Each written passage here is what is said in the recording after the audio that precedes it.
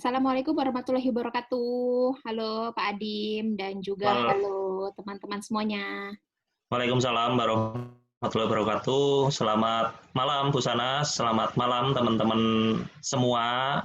Bagaimana kabar? Sehat Bu Sanas? Alhamdulillah. Pak Adim bagaimana Al- Pak Adim? Alhamdulillah sehat dan semangat selalu Bu Sanas. Amin. Oke, jadi untuk pertemuan kali ini kita tidak pakai kuliah tamuan lagi. Kita pakai kuliah antara Bu Sanas dan Pak Adim aja. Iya, Jadi betul. materinya kita juga tentang apa ya? Yang tersisa apa ya Pak ya? Iya, ini Organisasi. ada dua materi sebenarnya, Hmm? yaitu organisasi internasional dan isu global dalam HI. Tapi yang akan kita bahas atau kami bahas di sini itu dua materi langsung, karena saya kira organisasi internasional dan isu global dalam HI merupakan dua hal yang saling berkaitan. Kira-kira begitu ya Bu Sanas ya? Ya, betul sekali. Jadi kita bahas soal organisasi internasional dan juga isu global. Karena kalau kita bahas soal isu global, otomatis kita mau nggak mau akan bahas juga soal organisasi internasional. Ya nggak, Pak Dim? Kayak misalnya nih, sekarang nih ya, Iya, ini betul. soal pandemi COVID-19. Pasti aja ada orang yang ngomongin soal WHO. Orang yang ngomongin soal G20 maybe, G7, atau mungkin di ASEAN gitu. Ya kan? Iya, betul. Iya. Mhm. Mungkin Bu Sanas bisa ini ya, bisa beri apa sedikit penjelasan mungkin apa itu organisasi internasional, karena ini teman-teman mahasiswa baru kan masih sebagian besar masih awam ya, atau hanya sebatas dengar tapi mungkin aja masih belum mengetahui secara detail sebenarnya apa sih itu organisasi internasional. Oke, organisasi Iya, internasional sedikit banyak, sedikit mungkin ya, sedikit sudah pernah saya sampaikan di kelas sih, tentang macam-macamnya gitu. Saya waktu itu nanyain, Mas, organisasi internasional itu macamnya apa aja sih gitu. Terus ada banyak yang bilang PBB gitu, terus UNICEF, terus habis ada yang ngomong juga soal apa contoh NGO gitu yang ada di sekeliling kita. Nah, kalau dilihat dari contoh-contoh seperti yang tadi saya sebutkan, misalnya PBB dan UNICEF, kita bisa melihat bahwa organisasi internasional itu adalah organisasi yang anggotanya bisa negara atau anggotanya juga bisa non negara gitu. Terus habis itu juga eh, ada juga yang bilang kalau organisasi internasional itu harus punya tujuan tertentu gitu. Kayak PBB, tujuannya buat apa? Mungkin untuk perdamaian dunia gitu ya, intinya adalah perdamaian dunia. Lalu juga ada yang bilang kalau sebuah organisasi internasional itu harus punya strukturnya, harus punya struktur. Kalau misalnya kita lihat PBB, mereka punya ada sekretaris jenderalnya. Lalu kemudian dia juga punya markas besar PBB ya di New York ya kalau tidak salah tuh di ya, New York masih belum pindah. sekretariat ya, betul. Sekretaris jenderal itu di New York. Lalu kemudian mereka punya perangkat-perangkat di dalamnya atau struktur-struktur di dalamnya. Nah, yang paling penting sebenarnya itu adalah mereka beranggotakan siapa gitu ya. Kadang-kadang kita pasti Ya, pernah dengar lah ya, ada yang namanya IGO, ada yang namanya INGO gitu. IGO International ya. Government Organization. Lalu INGO International Non-Governmental Organization. Biasanya nih ya, Pak Adim kalau saya nanya di kelas OAI itu perbedaannya apa antara IGO dan INGO gitu. Terus mereka bilangnya sih pada Bu, kalau IGO itu adalah International Government Organization, sedangkan NGO adalah Non-Governmental Organization. Gitu. Terus saya bilang lagi, itu adalah arti bahasa Inggrisnya. Gitu ya, tetapi mereka belum menyentuh esensinya. Itu esensinya itu Iya, adalah pada apa itu, yaitu pada anggotanya, gitu ya Pak Adim ya. Kalau iya IGO betul, iya. contoh yang paling gampang itu adalah PBB, lalu kemudian yang anggotanya Indonesia juga dekat-dekat kita itu adalah ASEAN. Kalau ASEAN, iya. INGO mungkin kalian pernah dengar ada WWF, World Wide Fund, lalu kemudian ada juga Greenpeace, ya. Nah, mereka itu adalah Iya, organisasi yang anggotanya bukan pemerintah atau bukan negara, jadi non pemerintah gitu ya. Nah, mereka sama lingkupnya juga internasional dan mereka biasanya ada bergerak di bidang tertentu gitu ya. Itu nggak benar kan ya Pak Adim? Ya, Seperti itu?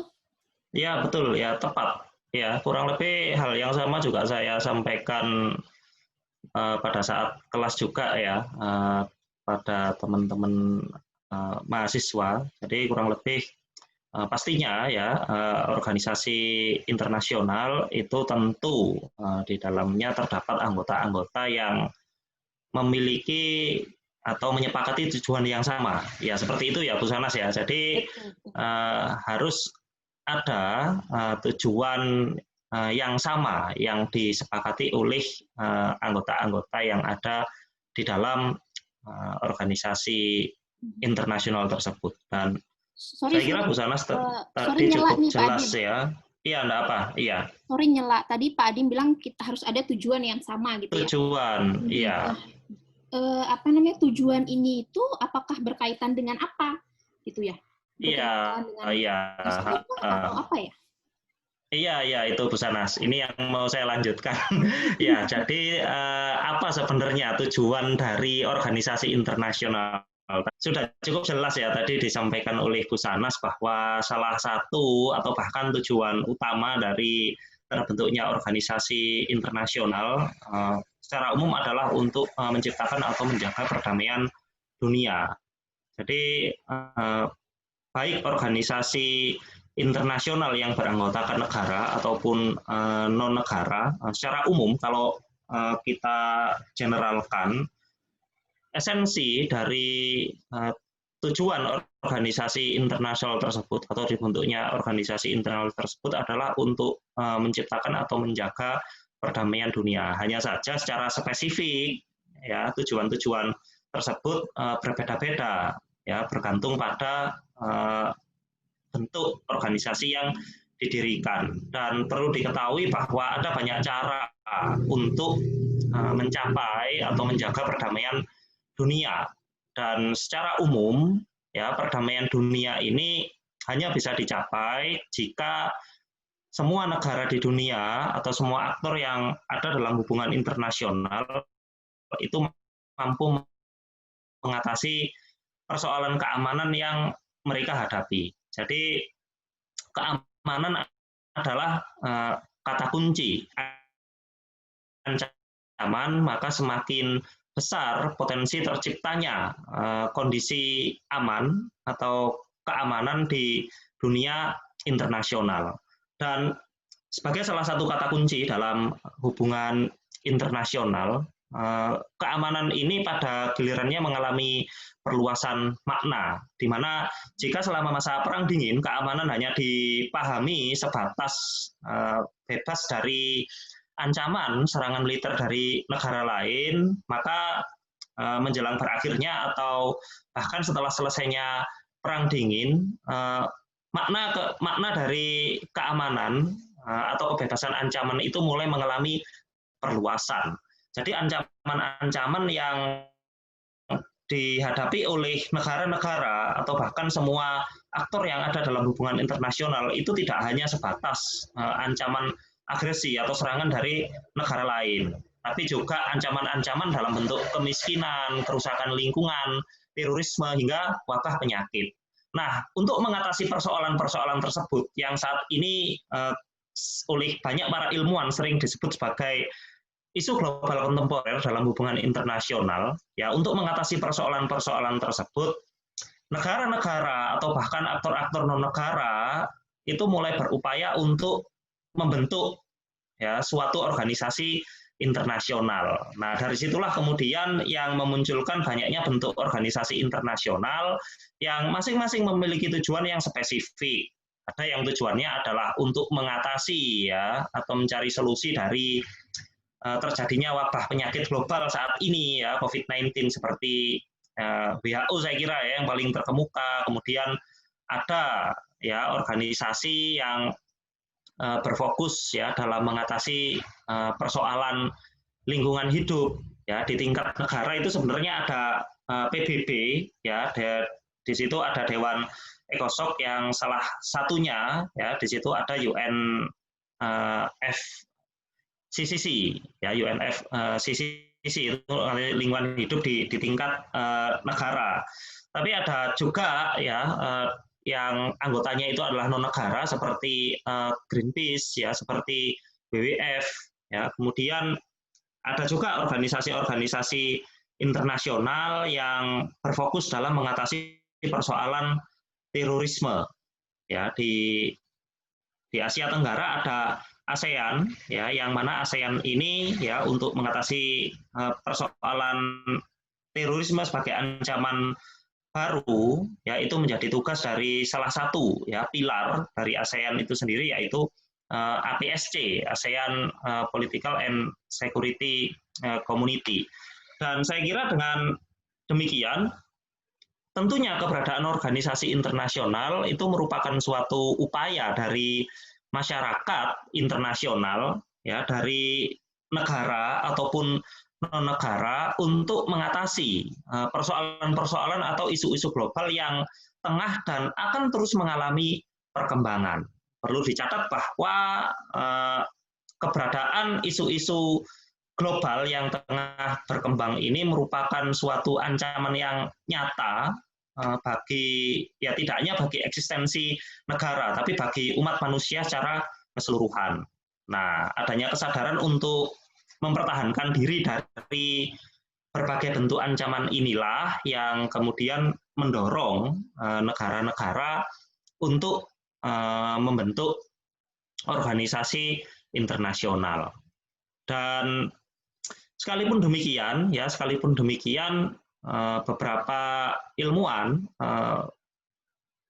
banyak memberikan pertanyaan mengenai sebenarnya apakah keberadaan organisasi internasional ini bisa ya mengatasi persoalan-persoalan tersebut secara maksimal. Menurut Bu Sanas bagaimana Bu Sanas? Dari apa yang saya paparkan tadi kan sudah jelas bahwa kecenderungan negara-negara atau aktor-aktor non-negara untuk membentuk organisasi internasional adalah untuk mengatasi ya persoalan bersama, ancaman-ancaman bersama, atau yang saat ini sedang jadi isu global ya, kontemporer. Nah, menurut Bu Sanas, apakah kemudian keberadaan organisasi internasional ini dapat mengatasi permasalahan-permasalahan tersebut secara maksimal?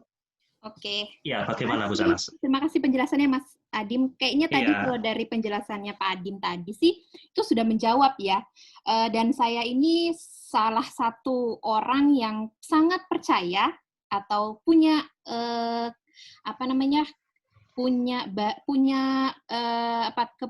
kepercayaan diri terhadap organisasi internasional untuk mengatasi masalah-masalah global di dunia. Ya, secara garis besar kita bisa lihatlah masalah-masalah yang ada, masalah global tadi yang sudah disebutkan sama Pak Adim itu organisasi internasional sedikit banyak sekali bisa memberikan memberikan masukan, memberikan perbaikan, memberikan begitu banyak cara-cara atau norma-norma baru di mana mereka bisa sedikit membawa dunia ini menjadi lebih damai dalam tanda kutip, lebih baik atau mungkin dunia yang lebih baik gitu, better world gitu than before. Nah, karena saya melihatnya itu dari perspektif liberal. Kalau teman-teman semuanya tahu bahwa perspektif ini menganggap bahwa sebuah institusi internasional, institusi global atau organisasi internasional itu yang pastinya beranggotakan negara-negara di dalamnya itu mereka beranggapan bahwa mereka bisa bersatu dan juga bisa menyepakati norma-norma yang ada di dalamnya. Jadi jika negara-negara tersebut bersepakat dan mereka setuju untuk menyepakati sebuah norma yang mereka percayai, itu akan banyak memberikan keuntungan pada negara-negara yang ada di dalam organisasi internasional tersebut gitu.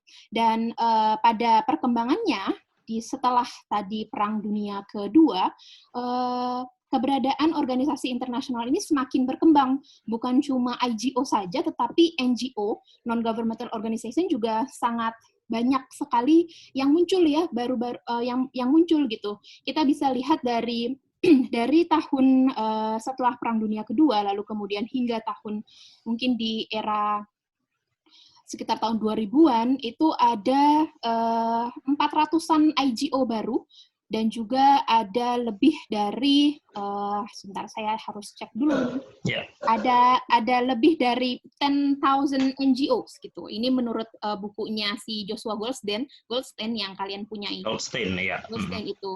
Bayangkan, banyak sekali organisasi baru yang muncul setelah Perang Dunia Kedua, dan itu pasti memperlihatkan bahwa banyak orang yang percaya diri dengan adanya organisasi internasional itu bisa membawa bisa membawa perdamaian gitu, bisa membawa dunia menjadi lebih baik.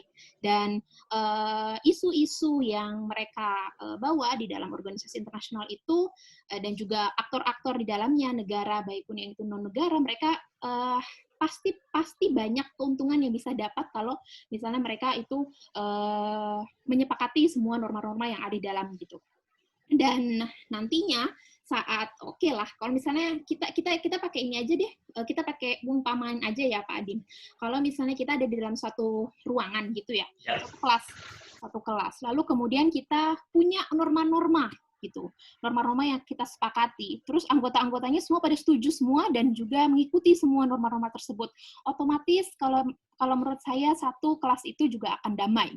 Istilahnya tidak akan ada perselisihan. Kalau misalnya pun ada persaingan atau pertengkaran di antara isi di kelas tersebut, itu bisa dibicarakan dengan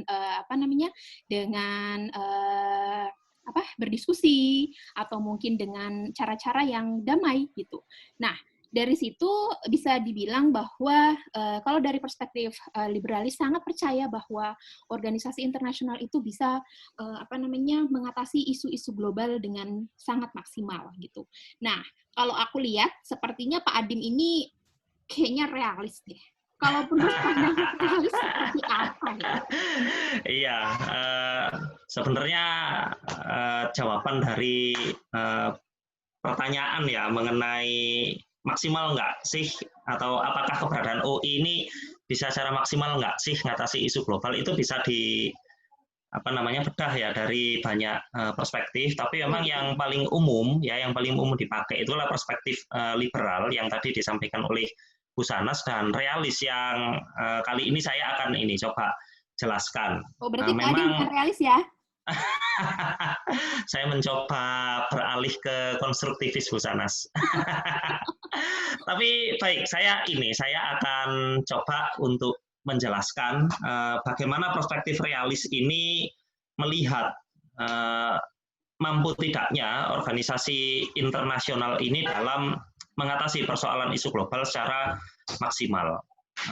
Kita perlu mengetahui bahwa asumsi dasar dari perspektif realis adalah penekanan terhadap negara sebagai aktor utama dalam hubungan internasional. Kemudian dalam perspektif realis ini juga disebutkan bahwa negara merupakan aktor yang senantiasa mengejar atau mencapai kepentingan nasional mereka. Dan kalau kita coba kaitkan dengan mampu tidaknya organisasi internasional ini mengatasi isu global secara maksimal, tentu perspektif realis ini sangat berkebalikan dengan liberalis. Jadi kalau liberal ini memandang optimis, perspektif realis memandang kebalikannya. Realisme pesimis bahwa organisasi internasional dapat mengatasi masalah atau isu global secara maksimal. Kenapa? Karena dalam perspektif realis, organisasi internasional dilihat tidak lebih sebagai instrumen negara-negara yang ada di dalamnya untuk mencapai kepentingan nasional.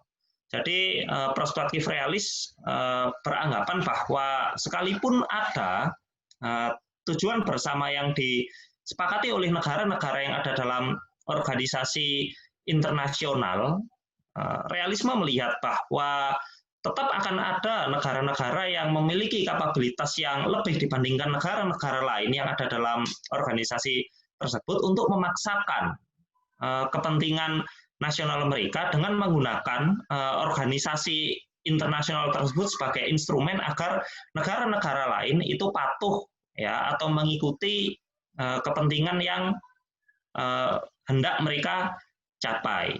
Bahkan tidak jarang ya negara-negara dengan kapabilitas yang lebih besar dibandingkan dengan negara lain yang berada dalam satu organisasi, tidak jarang mereka atau negara-negara besar ini secara sengaja menentang beberapa poin-poin kesepakatan yang dinilai tidak sesuai dengan kepentingan nasional yang mereka miliki. Contoh yang paling mudah atau yang paling terbaru adalah bagaimana Amerika Serikat menarik diri dari Paris Agreement tahun 2016. Jadi di Paris Agreement itu disepakati bahwa ada kewajiban bagi negara-negara industri maju untuk mengurangi emisi karbon ya sebagai wujud komitmen mereka dalam mengatasi persoalan climate change. Nah, persoalannya kemudian adalah ketika negara-negara ini mengurangi emisi karbon, ya khususnya negara-negara industri maju, maka suka atau tidak suka negara-negara industri maju ini mesti sedikit mengerem atau mengurangi laju industrialisasi mereka, yang itu tentunya akan sedikit banyak berdampak pada perekonomian negara-negara industri maju.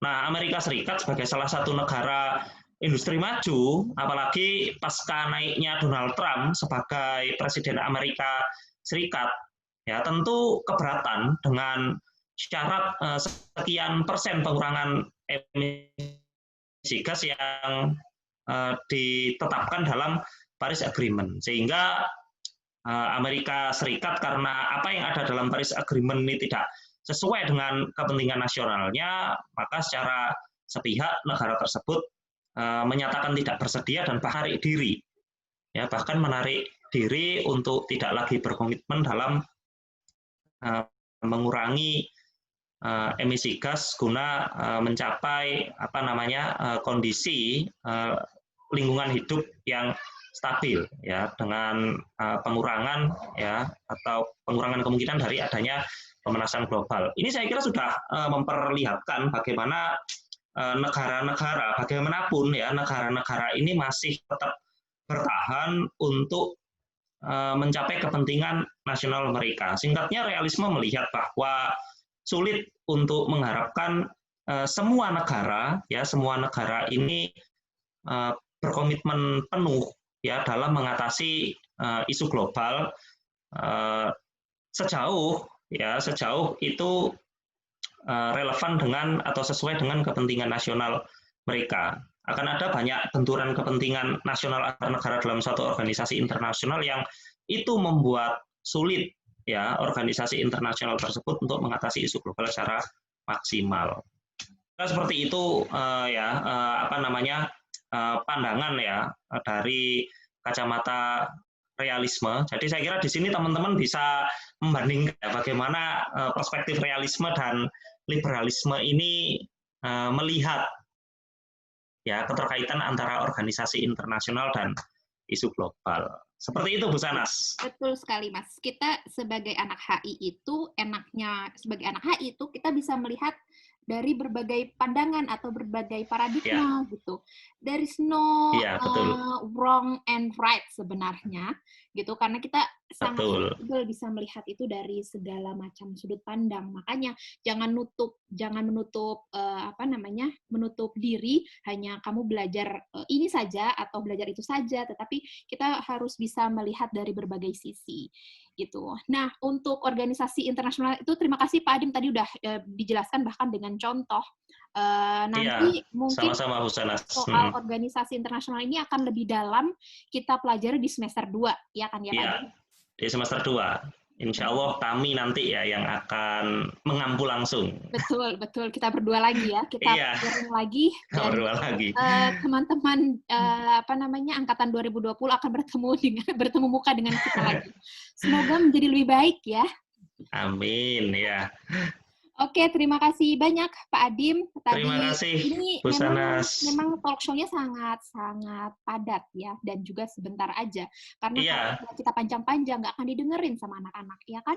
Skip sama mereka mungkin. iya, iya. Jadi ini kita tadi sudah membahas mengenai apa itu organisasi internasional, lalu kemudian isu global apa yang Iya,